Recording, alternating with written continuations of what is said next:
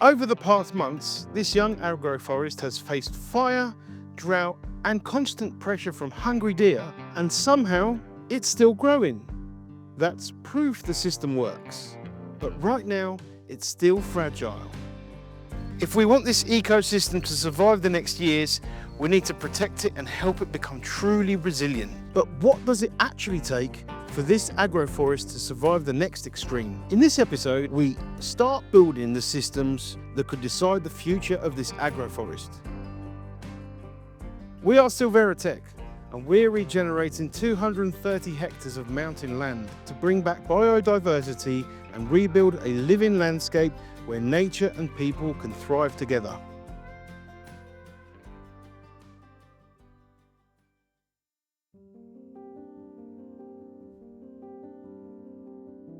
This terrain is not easy to work on, and we need to be creative with the solutions we're coming up with. Large areas of Portugal's forests have been heavily degraded by recurring wildfires, drought, and poor land management, leaving ecosystems weakened and less resilient each year. This has been compounded by the widespread expansion of monoculture, like eucalyptus and invasive species such as mimosa, which grow quickly but reduce biodiversity and increase fire risk. As a result, diverse, balanced ecosystems are being replaced by highly flammable and fragile landscapes that struggle to recover naturally.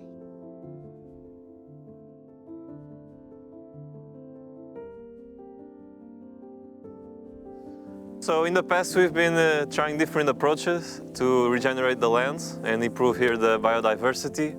We've been improving our water management system by building swales, small lakes like this one, check dams, and even terracing the lands. We've been building hugel cultures, we've been throwing seed balls, we've planted Miyawaki forests. Currently we are seeding by drone to speed up the recovery after the fire of our land. What is our most rewarding project? The agroforest. An agroforest is a land management system that combines trees, crops, and sometimes animals to create a diverse, resilient ecosystem that mimics natural forests. It is designed to provide food and resources while improving soil health, biodiversity, and long-term ecological stability. We started working on our version in 2023. For the site, we selected old, abandoned agricultural terraces that over the years had turned into a eucalyptus monoculture. We reshaped them, making them wider and preparing them for planting.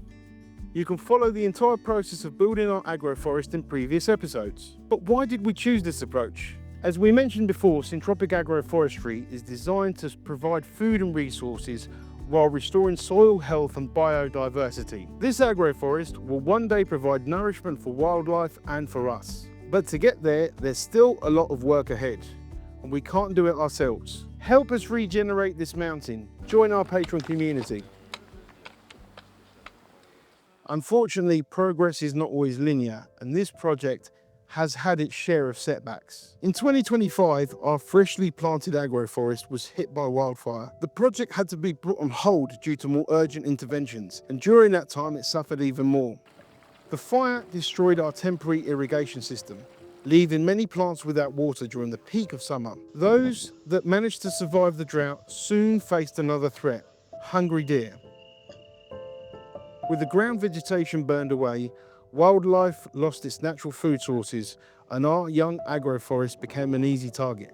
Damaged electric fence made access even easier, although, as we later discovered, they may never have feared it in the first place. Progress isn't always linear, and setbacks are part of the journey. But just when you least expect it, hope finds its way back. The heavy rain season is over now, and the erosion risk is not high anymore. We finally have the time to walk through those terraces again. The new season brought new energy and proof that our work truly matters. The agroforest not only survived it all, but has more blooming plants than we would ever imagine. Oh, hi there. To our surprise, a lot of the planted tree species here on the agroforest survived. even with our melted irrigation system. We have here a few grafted fruit trees. One of my favorites, the Feijoa de Acaceloviana, bottle cleaner. This one is an X tree. A lot of them survived. And because they survived, one of our priorities right now is to re-fence this area. Don't worry, little dear friends, we are drone seeding and we're gonna leave a lot of pastures around for you guys to eat. We used to have electric fence here, but we verified that it wasn't the most practical solution. It wasn't very effective and it was very time consuming to keep doing the maintenance on it. We verified that strong winds would keep tearing it apart. So we decided for our priority of fencing this area again that we would go for a metal fence. It's something we wanted to avoid, partially because of aesthetic reasons, but given the current conditions, it's the most sensible solution, we believe. It will resist fire and it will be sturdy, and it won't require us to maintain it all the time. The recently created metal workshop, see episode 27, will be useful for creating the fence. Thanks to it, we can make any necessary adjustments and repairs on site.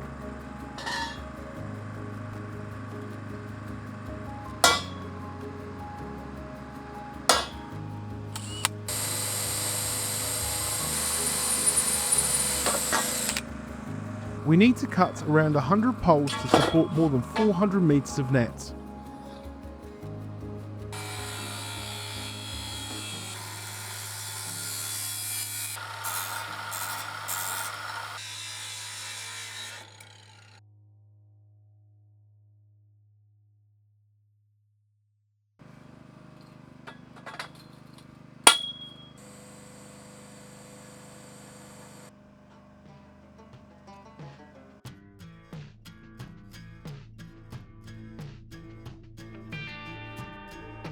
After the poles are ready, they need to be placed in spots.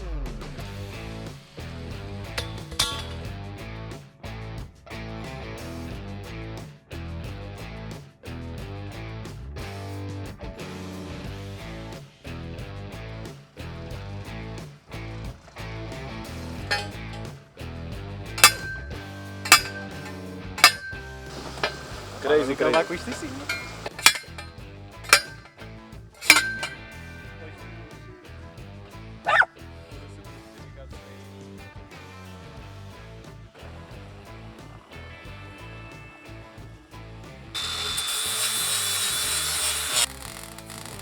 Quick fix, and we are good to go again. So we have a lot of bedrock here. These posts are just resting on a like 3 centimeter deep hole, and we're gonna need machine support to put the post in. Right, Bruno? Yeah. Right, Wilson? Só dá com a máquina. Right, mesmo. Wilson? Right. Right.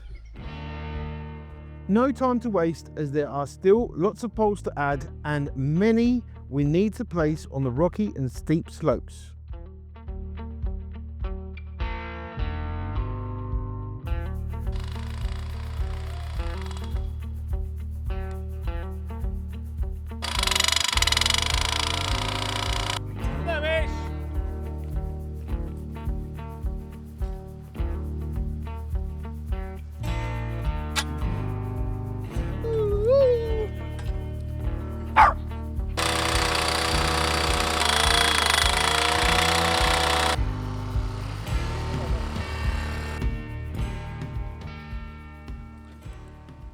Today was a great day because we put almost all the poles today.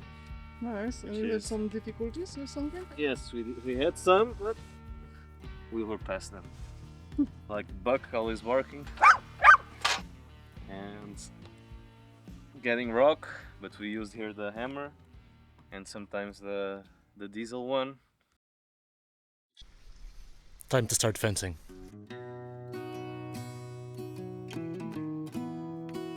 I've already placed all the stretchers on the posts in this section, just around the Agroforest on the west side, and I left this one to show you guys. Then pick off the excess here. I like to hammer it in.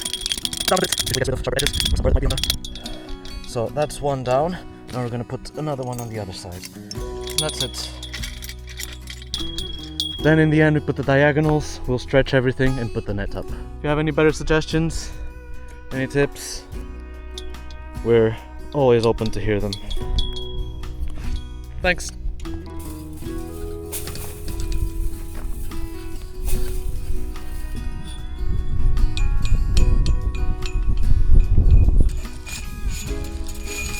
Alright, so that's this section through, and it only gets easier from now. The wire's shorter. Maybe Andre can do, or Agatha could do some cool stuff here where they cut out the video. Because it's all shaky and all of that, and leave the voice on.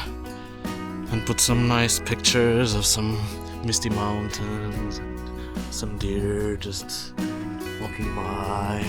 And now back to the video. There we go.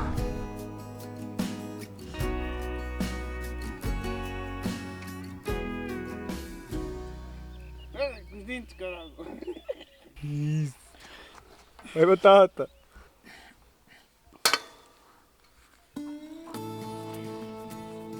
É para não entrar ali, para ela não subir.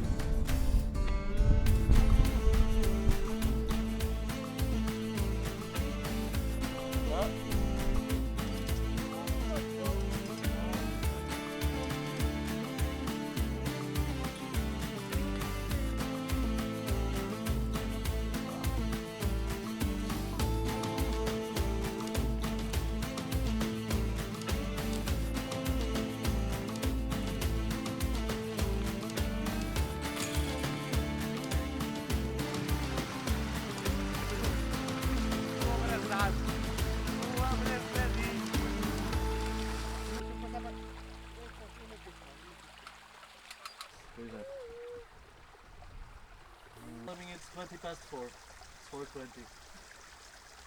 It's not. What time is it? What time is it, guys? Guys, what time is it? What time is it? Leave in the comments the time. Yeah, leave the time in the comments. Thanks. You'll be very helpful by the time you leave the comment. We'll know what time you made the comment. The hardest spot we left for last, the place where both fences meet.